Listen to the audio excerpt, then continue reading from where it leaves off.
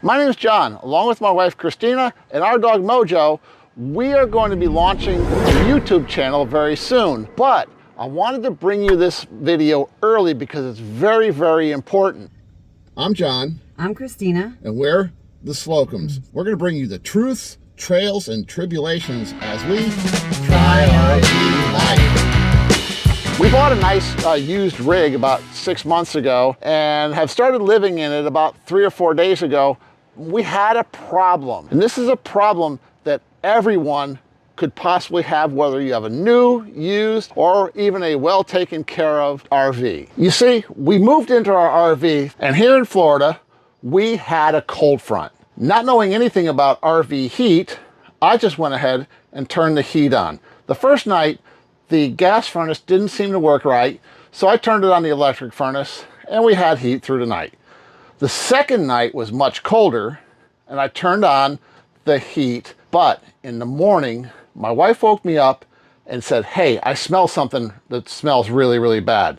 I knew exactly what it was.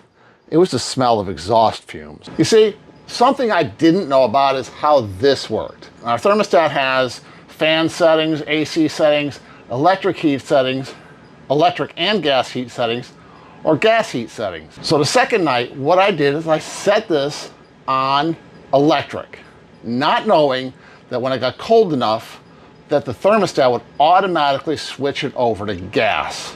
When it did that, the furnace fired up and the exhaust fumes backed up into the cabin. So it's Editor John here. I just wanted to break in and let you know we did buy a CO2 and smoke detector and added it into the rig. We didn't have that before. We do have it now. I do suggest that. I don't care if you're in a rig or in a sticks and bricks, CO2 and smoke detector. You see, even with all the research we've done, nobody told us about this. And what it is your heater. And your heater runs off of propane, and propane draws these little guys. Take a look right here. That is a dirt dauber, or commonly known as a mud dauber. They are in all of the 48 states, including some areas in Mexico and in Canada, and they like propane fumes and the exhaust that comes from propane fumes. So what happens is you have this exhaust vent right here.